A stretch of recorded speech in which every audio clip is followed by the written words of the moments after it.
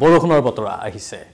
ৰাজ্যৰ লগতে উত্তৰ পূৰ্বাঞ্চলৰ কেইবাখনো ৰাজ্যলৈ আহিছে বৰষুণৰ বতৰা কেৱল বৰষুণেই নহয় বৰষুণৰ লগতে শিলাবৃষ্টি পৰাৰো আশংকা বা সম্ভাৱনা ব্যক্ত কৰা হৈছে পুনৰ কৈছো কেৱল অসম নহয় উত্তৰ পূৰ্বাঞ্চলৰ কেইবা ঠাইতো বৰষুণৰ সম্ভাৱনা প্ৰকাশ পাইছে আগন্তুক 4 দিনত এয়া মাত্ৰ সম্ভাৱনাহে বতৰ বিজ্ঞান কেন্দ্ৰই দিয়া তথ্য আৰু তেওঁলোকে উল্লেখ কৰা অনুসৰি ঠায়ে ঠায়ে সকলোতে নহয় ঠায়ে ঠায়ে পাতলীয়াৰ পৰা মজলীয়া বৰষুণ হ'ব পাৰে অথবা শিলাবৃষ্টি হ'ব পাৰে বুলি উল্লেখ কৰা হৈছে আঞ্চলিক বতৰ বিজ্ঞান কেন্দ্ৰই যেটো বিবৃতি আমালৈ প্ৰেৰণ কৰিছে সেই বিবৃতিটোত কি কৈছে প্ৰথমে কৈ লৈছো তাৰ পিছত গুটে আমি মেপৰ সহায়তো আপোনালোকক তথ্যবোৰ জনাম ৰাজ্যৰ লগতে উত্তৰ পূৰ্বাঞ্চলৰ ৰাজ্যত বিভিন্ন ৰাজ্যত বৰষুণৰ সম্ভাৱনা সাগৰ পৃষ্ঠৰ পৰা 1.5 কিলোমিটাৰ গতিবেগত উৎপত্তি হোৱা ধুমুহাৰ ফলত অসমৰ লগতে উত্তৰ পূৰ্বাঞ্চলৰ কিছু ৰাজ্যত বৰষুণৰ সম্ভাৱনাৰ কথা ব্যক্ত কৰিছে বতৰ বিজ্ঞান কেন্দ্ৰই বৰ্ষস্থিত আঞ্চলিক বতৰ বিজ্ঞান কেন্দ্ৰই এই আগজাননী জাৰি কৰিছে অনাগত 4 দিনলৈ অসমৰ লগতে উত্তৰ পূৰ্বাঞ্চলৰ কিছু ৰাজ্যত বা কোনো ৰাজ্যত ঠাই বিশেষে বিজুলী ঢেৰেকণিৰ সৈতে বৰষুণৰ সম্ভাৱনা আছে যদিও অৰুণাচলৰ কিছু ঠাইত শিলাবৃষ্টি হোৱাৰ সম্ভাৱনা আছে বিশেষকৈ অৰুণাচল প্ৰদেশৰ কিছু ঠাইত শিলাবৃষ্টি হ'ব পাৰে বুলি কোৱা হৈছে ঠিক তেনেদৰে আজিৰ পৰা অনাগত 5 দিনত উত্তৰ পূৰ্বাঞ্চলৰ কিছু ৰাজ্যৰ ঠাই বিশেষে মজলীয়া বৰষুণ অহাৰ সম্ভাৱনাও প্ৰকাশ পাইছে এতিয়া আমি আপোনালোকক দেখুৱাম গোটেইখিনি তথ্য ইয়াত যি মেপৰ সহায়ত যিখিনি আমি তথ্য পাইছো সেই তথ্যখিনি আমি আপোনালোকক দেখুৱাবলৈ চেষ্টা কৰিম সেই তথ্যখিনি আহিব আমি আপোনালোকৰ বাবে আগবঢ়াম কিছু সময় পাছতে 21 তাৰিখৰ আজিৰ তাৰিখৰ এইখিনি দৃশ্য দেখুৱাইছো এই অসমৰ আজিৰ তাৰিখটোত বিশেষকৈ ইয়েলো এলাৰ্ট জাৰি কৰা হৈছে বা ওয়াটস বুলি কোৱা হৈছে ক'ত অসমত বিশেষ এটা নাই অসমৰ উজনি অসমৰ কেইবাখনো জিলাত অলপ আছে আজিৰ তাৰিখটোত কিন্তু মেঘালয়ত আছে অৰুণাচলত আছে ইফালে নাগালেণ্ডত আছে অসমৰ এই নিৰ্দিষ্ট স্থানবোৰত অলপ আছে বিশেষকৈ অসম মেঘালয় সীমান্তৰ অসম নাগালেণ্ড সীমান্তৰ মুককচাঙত আছে গোলাঘাটত কিছু পৰিমাণে আজি বতৰ ডাৱৰীয়া হয়তো আছে বা তাত কিছু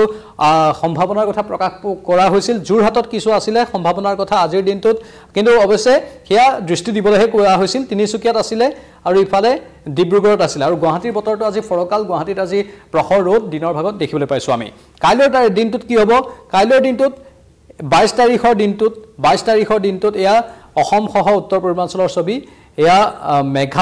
মেঘালয়ৰ ইষ্ট খাসী হিলছত কাইলৈ থান্ডাৰষ্টৰ্মছ এণ্ড লাইটনিং বুলি কোৱা হৈছে বিজুলী ঢেৰেকণিৰে বৰষুণ হ'ব বুলি কোৱা হৈছে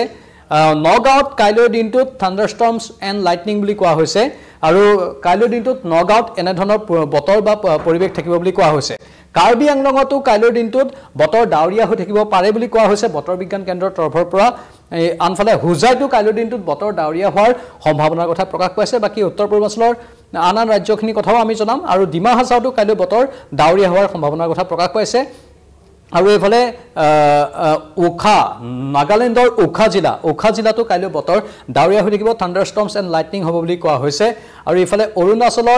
অৰুণাচলৰ ক্ৰা দাদিটো কাইলৈ নো ৱাৰ্নিং বুলি অৱশ্যে কোৱা হৈছে কিন্তু লোৱাৰ সুবনখিৰিত কাইলৈ থান্ডাৰষ্টৰ্মছ এণ্ড লাইটনিং বুলি কোৱা হৈছে লোৱাৰ সুবনখিৰিত কাইলৈ বতৰ ডাৱৰীয়া হৈ থাকিব বুলি কোৱা হৈছে আৰু ইফালে